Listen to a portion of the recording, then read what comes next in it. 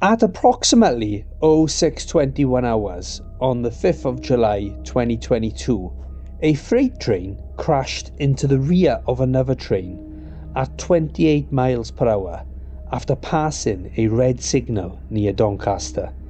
In this video, we will examine the incident in full, step by step investigating the cause and understanding why the driver of freight train 4 Echo 11 did not stop at a very clear red signal. The accident occurred to the southeast of the recently named city of Doncaster, between Loversall Car Junction and Flyover West Junction. At this location, the down slow / up west slow single line diverges as shown from the down fast line of the ECML, otherwise known as the East Coast Main Line, at Loversall Car Junction circled. The ECML has a permissible speed of 125 miles per hour. However, this reduces to 70 miles per hour on the down slow / up west slow line and is used predominantly by freight trains accessing Doncaster Decoy and Belmont yards. This part of the railway consists of numerous signals as seen that protect trains from one another. They will encounter signal Delta 187 showing flashing double yellow aspects indicating to the driver that they are going to be diverted and the speed will be changing.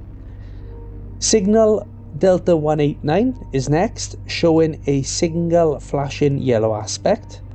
The next signal is Delta 191, which includes a junction indicator and will display solid yellow aspects depending if a train was in the next section.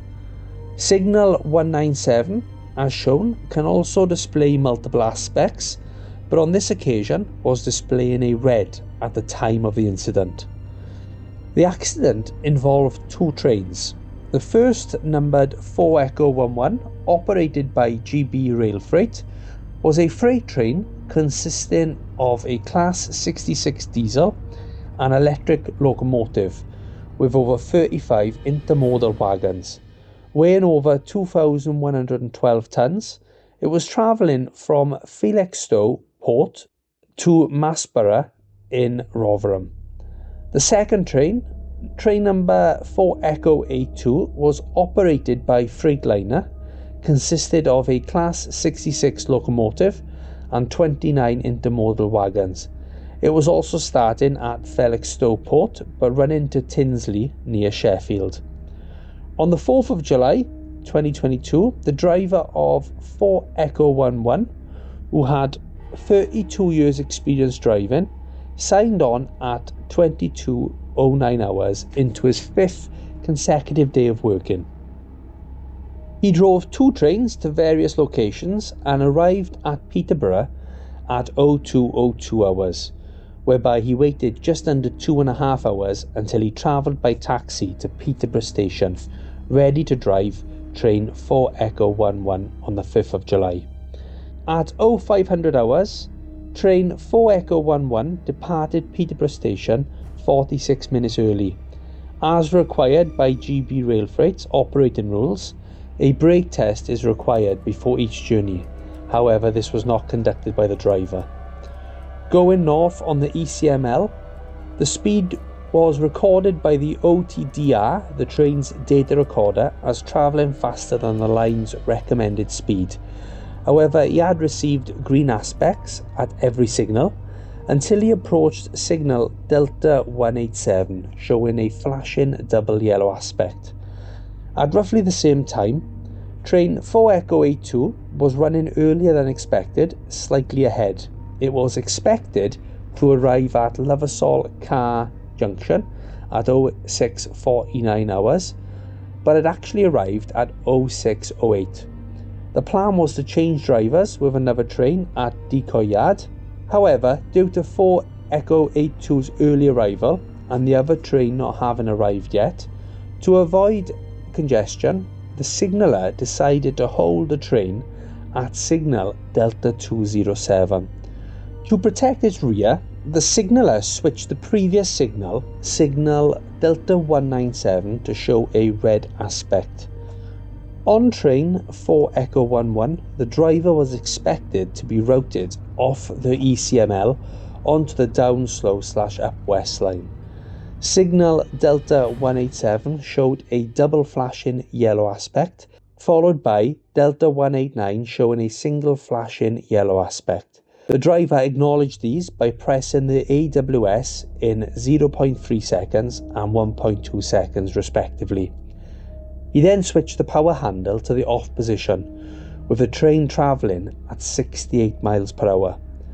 As the train passed Delta 191, which was showing a single yellow aspect, the driver began applying small brake applications, despite the signal warning the driver that the next signal will be red.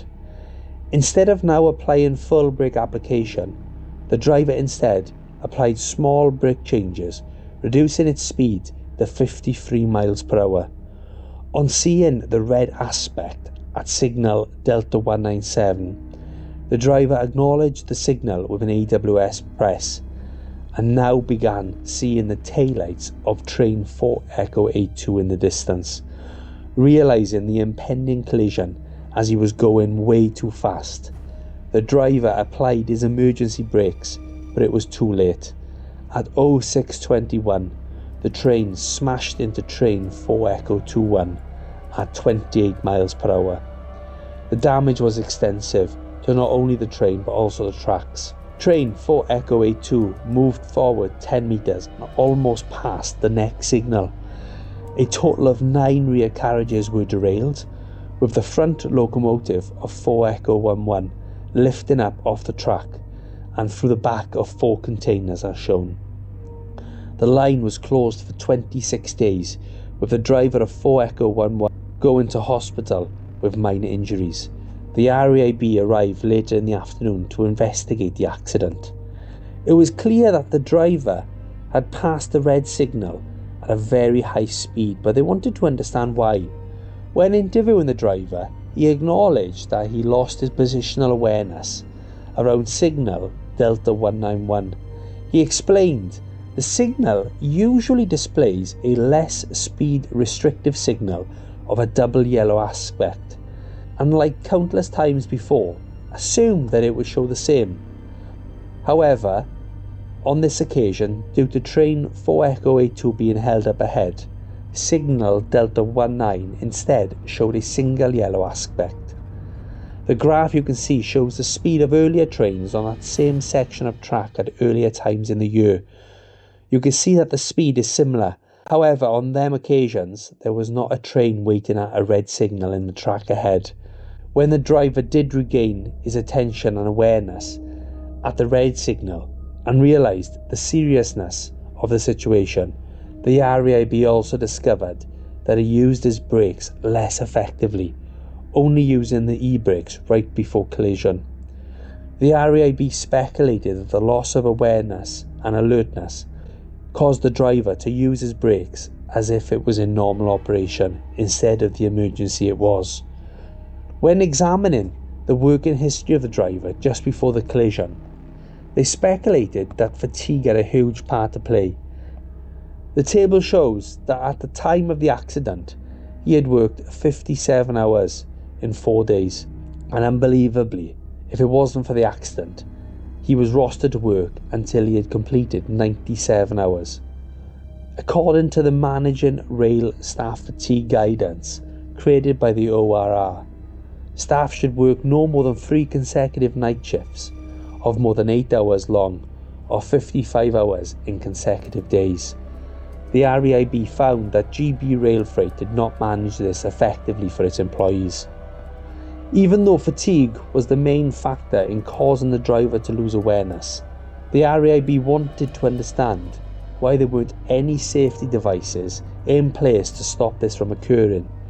Even though the driver had good reactions in terms of pressing the AWS button, the RAIB consulted experts who suggested that pressing the button and the DSD vigilance pedal don't correlate to severe fatigue due to the repetition and habit of them constantly being pressed.